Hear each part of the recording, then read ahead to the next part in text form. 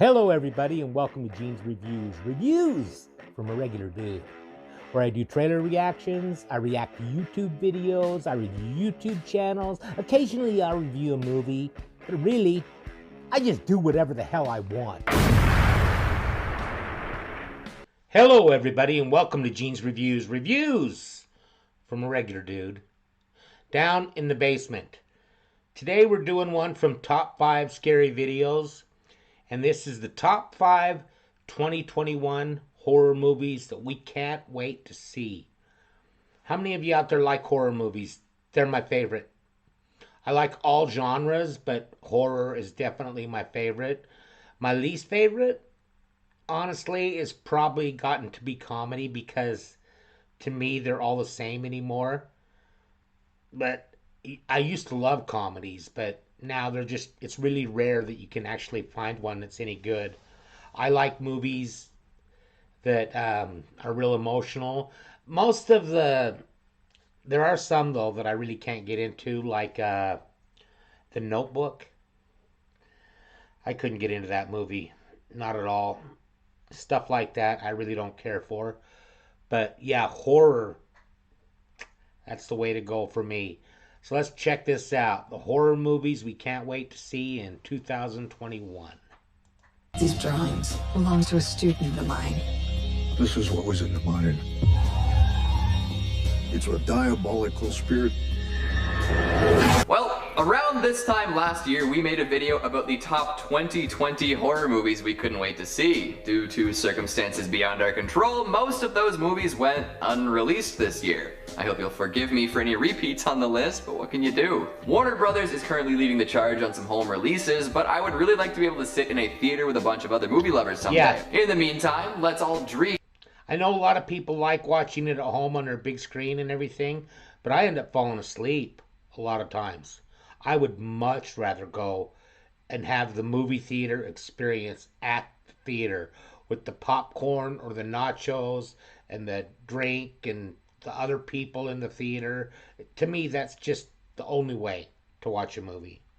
Let me know in the comments below your opinion on that. Of the top 5 2021 horror movies we can't wait to see. Coming in at number 5, we've got Halloween Kills. After Michael Myers made his triumphant return in 2018, people were ready for more. Blumhouse was ready to give more to the people too. Unfortunately, Halloween 2020 went without any iconic slashers returning to the big screen. The saga of the Strode family in their eternal struggle against a masked maniac went uncontinued. However, there is some light at the end of this tunnel. If anything, Halloween 2021 will be even crazier than anyone could imagine. We all missed the communal Halloween experience this year, meaning that next year's is going to be off the chain. Plus, a late in the year release means that the vaccine could have been widely implemented by that time, and wouldn't that be lovely? There have been plenty of teaser trailers for this Carpenter-backed reboot, but otherwise the folks involved have been pretty tight-lipped. Hopefully this is a good sign of things to come. They don't want to spoil anything because they know it's worth the wait. While the 2018 reboot/sequel didn't exactly capture everything magical about the original, it was definitely a thrilling return to Haddonfield. The many Halloween sequels that cropped up over the years since the initial release took Michael Myers and Laurie Strode to all sorts of different places, but it also lost a lot of the initial magic. They brought plenty of new ideas to the table for sure, but it's nice to refocus on the original characters and the violence Myers is able to enact. Plus, the pushed back release means that once we get Kills, we're already a year away from Ends. Halloween movies on Halloween year after year. What could be better? Plus, who knows? Maybe the treatment old Mike is getting could inspire other filmmakers to take up the classic 80s reigns in other ways. Freddy and Jason in the modern era? It's more likely than you'd think, as long as they try their best not to tumble down any remake pitfalls. Let's hope these retro revivals stand the test of time. Coming in at number 4, we... Okay, I want to see that, but I have to see 2018 first. Let me know if you saw it and if it was what you thought of it, you know. I think the original Halloween is a classic. I absolutely love that movie. I remember when I went to see it and everything. I was just out of high school. Awesome. Awesome movie. We've got Last Night in Soho. Edgar Wright has made his bid as Never one heard of of the this. premier filmmakers of the 2000s and 2010s. He's racked up quite the filmography over the past couple decades with the genre-bending Cornetto trilogy, Shaun of the Dead, Hot Fuzz, and The World's End, and okay. fascinating pop culture mashups like Scott Pilgrim and Baby Driver. The mark he's left on contemporary filmmaking is indelible. Love him or hate him, he's here to stay, and for the record, I think he's wonderful. But after making an incredible run of tongue-in-cheek, visually fascinating flicks, he's trying his hand at straight-up psychological horror. Last Night in Soho, baby. Another upcoming flick that remains shrouded in mystery. It was supposed to make its way to theaters in 2020, but now has a spring 21 release date. All we've got so far is a cast, a vague synopsis, and some production stills, but that's enough to get anyone excited if they know what they're looking for. Something tells me there might be renewed interest in this movie too. Over the past little while, the Netflix series The Queen's Gambit has blown up. Folks can't stop talking about it, and guess what? It's led by Anya Taylor-Joy, who is coincidentally the lead in Last Night in Soho. Taylor-Joy has made quite the name for herself in the horror sphere, Witch. starring in flicks like The Witch and Split,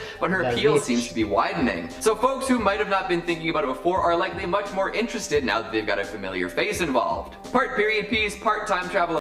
That was a good movie, Split, that had that Anna Taylor-Joy in it. I liked that one a lot. That was a good comeback for M. Night Shyamalan.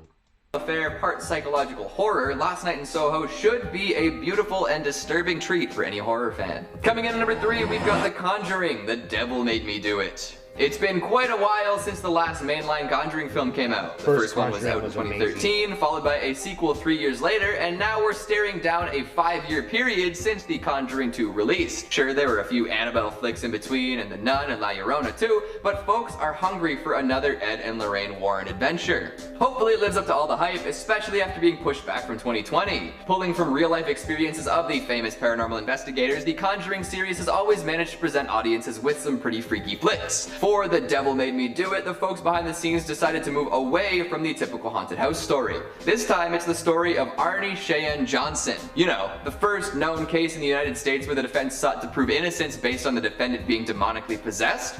Yeah, that one. Should be a real wild ride. In addition to all the spooks and scares one would expect from a Conjuring movie, there's also going to be a fair share of courtroom drama and historical intrigue. In fact, it could feel a lot like The Exorcism of Emily Rose, but with a different twist. Another thing to watch out for this time is the introduction of a new director. James Wan did direct the first two, but this time around it's going to be Michael Chavez, who is known for directing La Llorona. We'll see if he can bring a fresh new take to the Conjuring series. He's strongly backed by Wan, so I'm sure it's in good hands. Coming in at number 2, we've got Movies like The Conjuring that have to do with like possession and stuff like that, they're my favorite type of horror movies. I don't know why, but they are. As far as horror movies goes, I think slashers are probably my least favorite. Although I do like the home invasion type horror movies too, like You're Next, The Strangers, The Last House on the Left, stuff like that. But yeah, I think the possession ones, they're my favorite. They're my favorite, absolutely. Because kind of to me, Michael Myers is kind of like that. Halloween.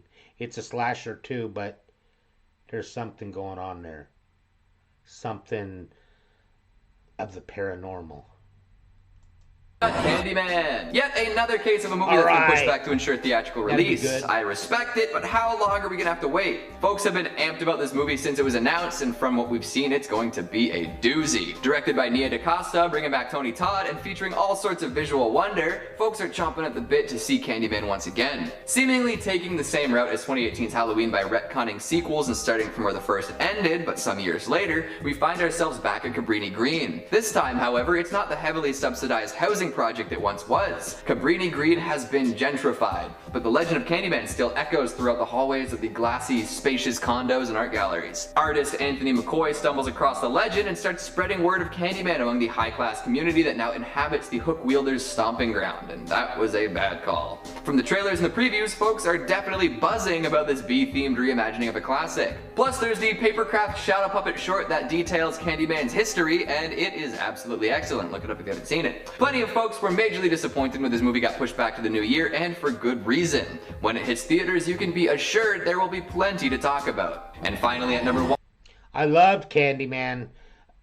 It had one of my favorite actresses from the 80s and 90s, I think. I believe Virginia Madsen was in that. And I loved her back then in the 80s and 90s. I always thought she was so gorgeous.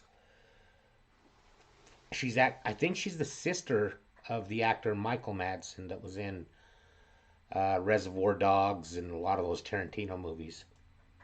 We've got Antlers. I've been waiting for a fresh Nick Antosca story ever since Channel Zero was cancelled, and now the waiting continues. Antlers has been ready to rock since about this time last year, with the final trailer releasing last December, but shutdowns pushed it back further and further. It's ready, we're ready, but still we wait. It's the tale of a little boy and his connection to a Wendigo, a shapeshifter, a skinwalker. Based on the story The Quiet Boy by Nick Antosca, it draws from all sorts of stories to make a terrifying tale for the ages. Indigenous mythology, internet lore, and more all influence the dark and twisted small-town tale, and with Guillermo del Toro backing the flick, you know there's gonna be some good monster action here. Antlers has been on plenty of people's radar for over a year now, and the anticipation is absolutely killer. If you find yourself totally unable to wait, check out the short story it's based on. I'll link it in the description. Just don't blame me if that makes you want to see it even more. And that's only 5! It feels like forever since I've paid attention to upcoming releases. I suppose that's due to everything still being quietly pushed back, but still. It's kind of cool. Now that theaters are open again where I'm at, I really want to see some of these on the big screen. Some of these horror movies. It looks pretty good to me. Let me know what you think in the comments down below. The Antlers I hadn't heard of. I really want to see that. I want to see the new Halloween, but I got to see 2018 first. So, now how about a joke? What do you call a Frenchman wearing sandals? Philippe the Lop. Thank you, everybody. Make sure you like, comment, subscribe, hashtag MeanGene, all that fun stuff. And if you like this video, tell all your friends, leave a comment down below. And if you didn't like it, then just shut up. And I will see you next time.